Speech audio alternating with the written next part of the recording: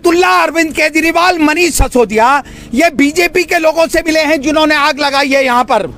ये मिला हुआ है अमानतुल्लाह उन बीजेपी के लोगों से जिन्होंने यहाँ पर आग लगाई है इन रोहिंग्या के। और बड़ा हमदर्द बनता है, तेरे घर के आगे हजारों मुसलमान यहाँ पर तबाह और बर्बाद हो गए, यहाँ नहीं आएगा, लेकिन जाएगा अमानतुल्लाह कहाँ?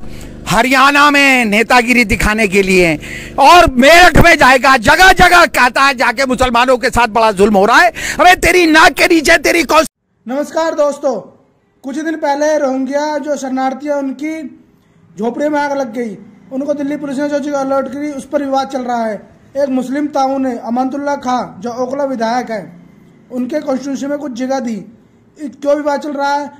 उस मुस्लिम ताउन ने अमानतुल्लाह को क्यों बीजेपी का एजेंट कहा? क्यों कहा कि अमानतुल्लाह के नीचे एक अच्छा आरएसएस का है? क्यों बीजेपी का दलाल कहा, बीजेपी का एजेंट का? वीडियो को पूरी देखना, क्या मुद्दा था जब भी समझ में आएगा। वीडियो स्किप बिल्कुल मत करना। व्यूज नेशन यूट्यूब चैनल को सब्सक्राइब जरूर करना। जय हिंद, जय भारत। जी अस्सलाम वालेकुम। मैं एक बार फिर आपके सामने अमन रिजवी, और मुद्दा वही रात वाला पुराना। जैसे आप जानते हैं कि यहाँ रोहिंग्या मुसलमानों की झोपड़ियों में प्री प्लान आग लगा दी गई। पहले उन्हें धमकियां दी गई, कुछ गुंडे आते हैं, कोई बॉम्ब मारने की धमकी देता है, कोई गोली मारने की धमकी देता है, फिर उनके मकानात को 11:30 बजे आग लगा दी जाती है। ये मेरे सामने आपको नजर आ रहे हैं बोलते हुए, जो एक आवाज उठाते हुए यहाँ के पूर्व विधायक आसिम मोहम्मद खान। क्या करोगे? जहाँ आग लगी है वहां क्यों नहीं जाते हो? टेंट वहां लगते हैं जहाँ आग लगती है, या कहीं पे भी किसी की प्रॉपर्टी में लगा दोगे? यहाँ किसने कहा है? कौन लगवा रहा है? कौन लगवा रहा है? उसे बुलाओ यहाँ पर। कौन? किसने कहा है? कौन लगवा रहा है? फिर ऑटोमेटिक लग गए, खुद ही चूत बहन के लौड़े की एसडीएम की माँ का बहुत रहा। साले एसडीएम को जमीनों पर कब्जा करवाएगा क्या? आपका ये लाइट तो पब्लिक है, वहाँ लगेगा ना, वहाँ लगा लेंगे। लाइट को जहाँ लगवाना है। आप ये देखिए, हद है बिल्कुल कि वहां जहां आग लगी है वहां पर अमानतुल्लाह जो एमएलए है आम आदमी पार्टी का, केजरीवाल, ये योगी से जो भाजपा का चीफ मिनिस्टर है यूपी का, उससे मिले हुए हैं, और इसीलिए इरिगेशन की, यूपी के इरिगेशन की जगह खाली करवाना चाहते हैं। और ये ज़कात फाउंडेशन का प्लॉट है। इस प्लॉट में बिना परमिशन के आगे इन्होंने टेंट खड़े कर दिए यहाँ पर। ये टेंट किसके लिए लग रहे हैं? ये उन रिफ्यूजीज के लिए लग रहा है। उनसे वो जो उनका मालिकाना हक वहां पर बनता है, जहां आग लगी है, एसडीएम को वहां पर आग टेंट लगाने चाहिए। जहां आग लगती है वहां एसडीएम टेंट लगवाता है। यहां से कम 300 मीटर दूर आग लगी है, और उनको खाली करवाने के लिए ये ज़कात फाउंडेशन का प्लॉट है, इसमें लाके बिना परमिशन के, उनके मालिकाना हक के, और यहाँ पर टेंट लगा दिए। तो ये अमानतुल्लाह एमएलए, कल को कल को ये प्लॉट वाले कहेंगे यहाँ से निकलो आप। ये अमानतुल्लाह, अरविंद केजरीवाल, मनीष सिसोदिया, ये बीजेपी के लोगों से मिले हैं जिन्होंने आग लगाई है यहाँ पर।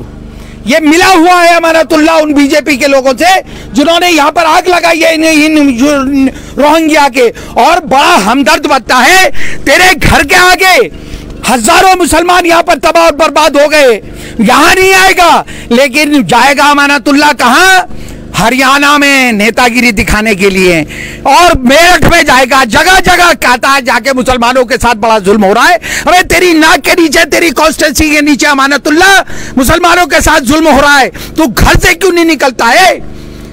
क्या तुझे पुलिस से डर लगता है या इरिगेशन के प्लॉट और लोगों से मिलता है? हादसा होता है, अमानत साहब भागे हुए होते हैं कि मैं दिल्ली में। वो उसका तो मिसाल एक देसी मीनार से। अमानतुल्लाह के लिए तो एक बात मैं कहता हूँ कि शिकार के टाइम कुतिया हगासी, जब शिकार करने का मौका आता है, अमानतुल्लाह बाथरूम में घुस जाता है पुलिस के डर के मारे।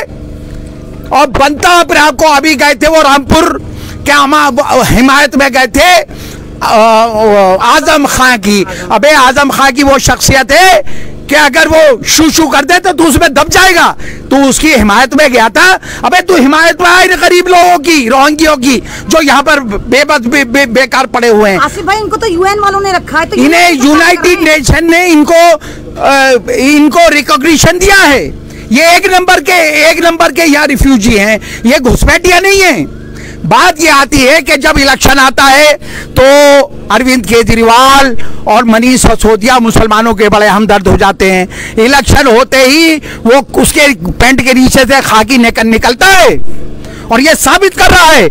आज अरविंद केजरीवाल क्यों नहीं आता यहाँ पर देखने के लिए, और मनीष सिसोदिया क्यों नहीं आता कि इनके साथ क्या हो रहा है।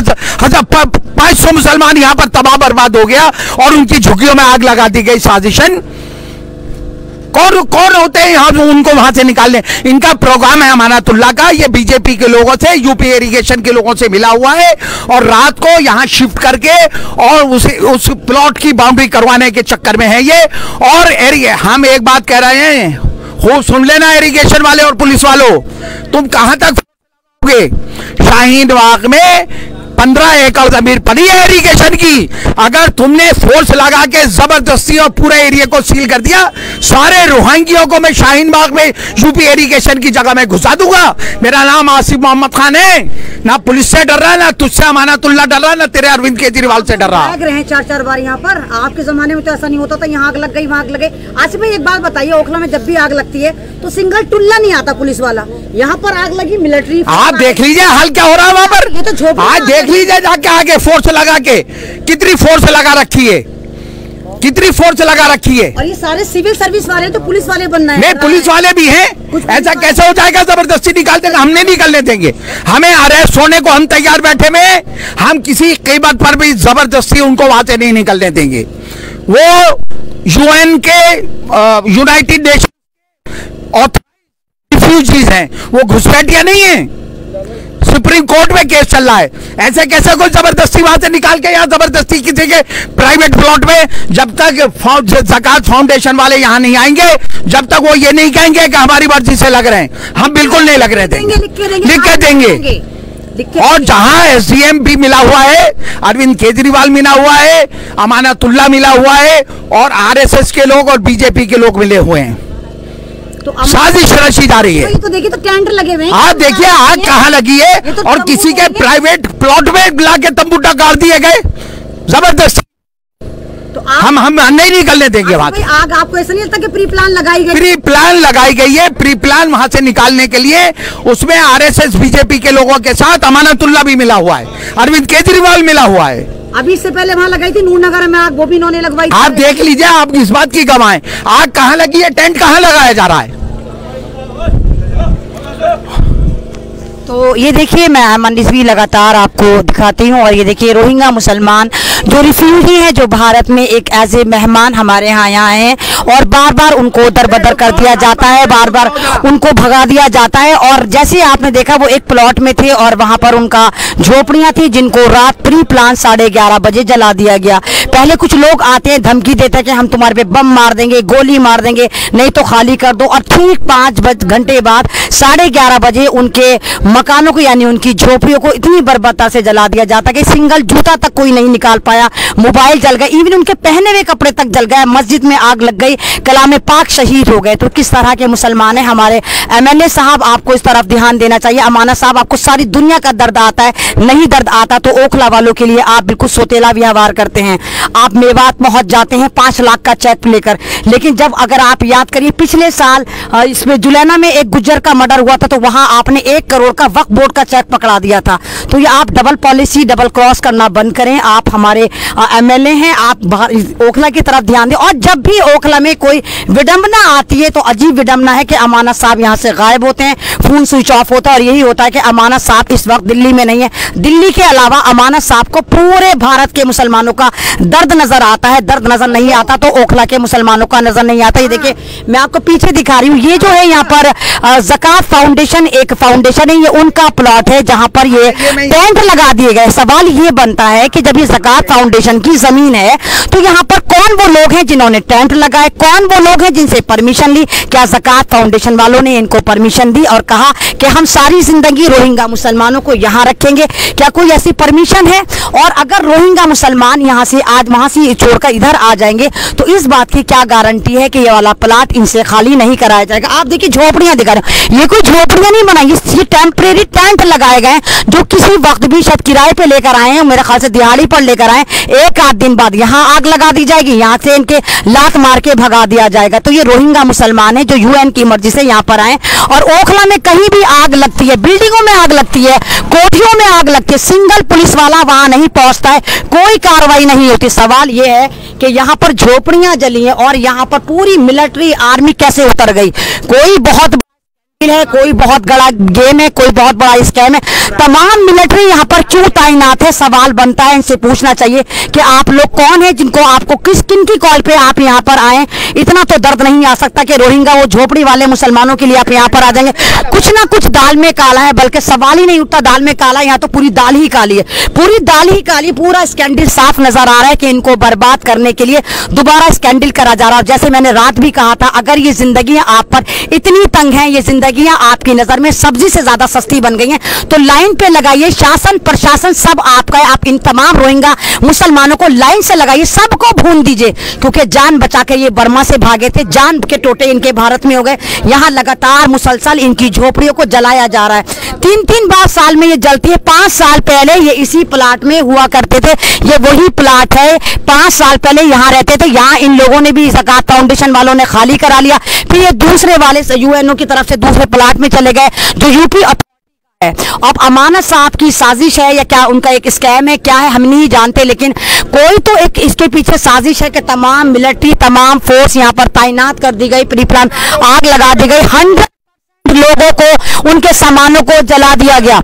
ये देखिए आप तमाम ये फोर्स है और हमें तो बल्कि आने भी नहीं दे रहे थे, जबकि मैं रात भी थी और मैं एक सामाजिक कार्यकर्ता अमन रिजवी हूँ जो हमेशा जुल्म के खिलाफ आवाज उठाती हूँ। मैं कोई मीडिया से नहीं, कोई नेता, कोई अभिनेता नहीं, और मैं हर बार ये अहद करती हूँ कि मैं ओखला की पॉलिटिक्स में नहीं घुसूंगी, लेकिन कुछ ना कुछ ऐसा इशू हो जाता है कि ओखला हमारे इसमें आ ही जाता है। ये मेरे साथ अगर आप देखें, ये हमारे टीम में खुशबू शर्मा है जो हमेशा हमारे साथ शाना बशाना रहती है, और अभी भी हम यमुना विहार से एक लाइव कर आ रहे हैं। पूरा दिन हमारा ऐसे ही चला जाता है कि हम लोगों के जुल्म के खिलाफ आवाज उठाते हैं, उन पर हो रहे जुल्म के खिलाफ आवाज उठाते हैं, हम भारत को जोड़ने की बात करते हैं।